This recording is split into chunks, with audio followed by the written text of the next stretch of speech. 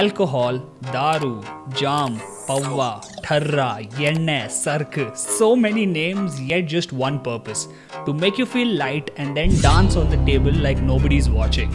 A legally available, socially acceptable, sweet nectar of life. But what does this drink do to your body and mind? Well, let's find out on What's Your Trip with me, Kritharth Srinivas. So where does alcohol come from?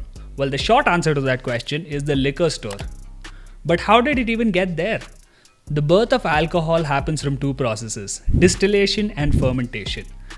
Fermentation is the process where yeast is added to a base ingredient to form alcohol or ethyl alcohol. Now this base ingredient in most cases is barley, or that's the one we've heard of. Now the byproduct of this love-making sexual intercourse is called alcohol. Could you be a little more specific? Ethyl alcohol. The base of any alcoholic beverage is this ethyl alcohol. Now, contrary to popular beliefs, this is not just used in party drinks, but also used as a top-class disinfectant. Basically, alcohol can clean anything, from the sink in your bathroom to the memories of your ex. The other process that we spoke about is distillation. Distillation is the process that determines the potency of the alcohol. Which means if your friend has had just one drink and then is dancing on the table and kissing the waiter, that means this person has had the most potent form of alcohol available in the market. But what exactly does this alcohol do to your body? Well, let's find out. Make a drink and pour it down your mouth. You feel amazing and it tastes delicious. This alcohol now moves down from your mouth and enters your stomach, where 20% of the alcohol gets absorbed by your blood. From here, this alcohol further moves down and goes to the small intestine. But you already knew that, if you paid attention in class 8 biology. Or were you also distracted by the chapter on reproduction? Have you heard of the expression, eat before you drink? Well, this is done so that the food creates a lining in your stomach that reduces the level of absorption of alcohol at the stomach. Basically, the food acts like a nightclub bouncer who's not going to let the alcohol go through without making things complicated. Now that the alcohol has entered your blood, it reaches your liver, where an enzyme called alcohol dehydrogenase breaks down this alcohol to acetaldehyde. And frankly speaking, acetaldehyde sounds like the name of a very famous WWE wrestler. Weighing in at 44.5 grams per molecule, hailing from the liver. He will make you tired. He will dehydrate you by making you pee your body weight. He will give you a headache. He will give you the hangover. Well, that is true, because acetaldehyde is the exact chemical that causes the hangover. But we'll get to that very soon. Now, this acetaldehyde in the liver further breaks down and creates acetic acid by releasing two substances, CO2 and H2O. CO2 we breathe out, and H2O, well, we use that to water the plants outside the bar. Once the level of alcohol reaches really high levels in your liver, it cannot be broken down anymore. So it starts running in your bloodstream. Now this alcohol-rich blood is taking a roller coaster ride in your body, trying to reach all the different parts of your body. Now if you had a friend who was really shy at first, but then you gave him 3 drinks and now he's being really absurd and very annoying and difficult to handle and just loves everybody, well, that is because this alcohol-rich blood has now reached his heart. And when this alcohol-rich blood reaches your heart, it lowers your blood pressure and makes you feel as happy as a puppy being shown a Parle-G biscuit. Now, as this alcohol-rich blood further reaches your lungs, it gets broken down into more CO2, which you breathe out from your mouth as part of respiration. And this is the reason why your breath now smells like alcohol. साहब, उसके मुंह से शराब की बदबू आ रही थी. बदबू नहीं जनाब, खुशबू बोलिए, खुशबू आ रही थी. Now this alcohol-rich blood further travels in your body and reaches your skin. And as you dance like an uncle in a barat, this alcohol starts to come out of your skin in the form of sweat. Basically, if you are going to do the Nagin dance, even the alcohol does not want to stay in your blood anymore. It is also this alcohol that's exiting through the pores of your body that gives you that very prominent daru flavored body odor. Now this alcohol-rich blood has finally reached your brain and it promotes the release of a chemical called dopamine. Dopamine is also called the feel-good neurotransmitter.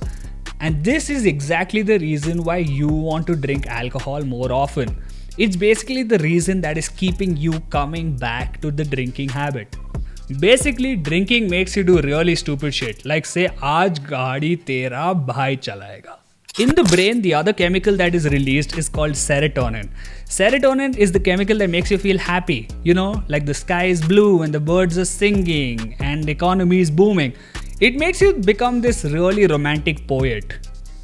"मैं शायर तो नहीं, मगर है हंसी, आ गई शायरी, after drinking vodka cranberry." वाह वाह बोलिए ना, वाह वाह बोलिए, वाह वाह वाह वाह बोलिए, वाह वाह बोलिए. The last change that alcohol does to your brain is increase the effect of GABA. GABA is basically gamma aminobutyric acid, which is an inhibitory neurotransmitter. The more the levels of GABA rise in your brain, the harder it becomes to perform simple tasks. Basically, if your body is not able to do its daily chores anymore, that means the GABA levels have really spiked in your mind. This causes most of the adverse effects from drinking, like slurry speech, falling down, jumping in front of a car. I mean, you get the point. कौन कम वक्त बर्दाश्त करने को पीता है? Well, the last place this blood-rich alcohol in your body finally gets to is the kidneys, also called the Rajmas of the body. Once this blood enters your kidney, it restricts the production of AD, or the antidiuretic hormone. When this happens, it does not let your body absorb all the water it needs, and this water is sent out of your body in the form of urine. This is the reason why you feel extremely dehydrated the day after you drink, because the water was not getting absorbed in your body. Well, you had a lot to drink last night, so what happens to your body after the trip? After the trip comes the really famous hangover, or like we like to call it, कल से दारू पीना छोड़ दूंगा. ये दारू मत P, दारू खराब चीज है. Now this hangover happens in your body for various reasons, like the acetaldehyde produced in your body causes the headache, the lack of water absorption in your kidney causes dehydration and dry mouth. Even your immune system cannot stop you from getting a hangover, because cytokine is produced in your immune cells, which causes nausea and headache the very next day. So what is the best way to prevent a hangover? We've all heard of the expression, the only way to stop a hangover is to never stop drinking. Which is kind of true, because if you never stop drinking, at some point your liver will run out of capacity to produce or filter this alcohol, which means the alcohol in your blood increases to very high levels. This will lead to alcohol poisoning, which will eventually lead to death. And you know what death means? No hangover, because a modern problem requires a modern solution. Get it? Solution. Alcohol is a solution. No? Okay. So why can some people drink more alcohol than others? Well, there are basically two parameters that determine this. The first is your gender and the second is your body mass. Which means if you are a male of a relatively high body mass, the alcohol metabolism in your body is as privileged as a star kid on a Karan Johar movie set. This alcohol metabolism is also affected by the neurotransmitters in your brain. Basically, some people have very low alcohol tolerance because their brains do not have the neurochemicals that tell them to stop drinking. Which just means that their brain never tells them, "Bas kar, kitna piyega." What does very long-term or prolonged drinking do to you? Well, it causes anemia, which is basically a very high level of red blood cells in your body. This can further lead to liver damage and brain damage. Which means if your friend says pee ke pagal ho gaya hai, that could actually be true. The best way to consume alcohol is in moderation, which means have little alcohol every now and then. giving your liver enough time to filter this alcohol and give you fresh blood in your body. Remember, it's called a trip because it's about the journey and not the destination. So have fun while you're drinking and don't overdo it. Thank you very much for tuning in, guys. This was the first episode. I hope you guys liked it. If you didn't like it, don't leave a message in the comments because I haven't had enough to drink this week. If you liked it, send it to your friends, send it to a fellow drinker. Let them know what happens to alcohol when it enters your body. We're gonna have a new episode, I think, every week. So I will see you guys in the next one. Bye bye bye bye bye bye bye. I don't know, guys. I hope this works. मेरी bad acting को थोड़ा edit में बचा देना. Alright, stop then. Cool.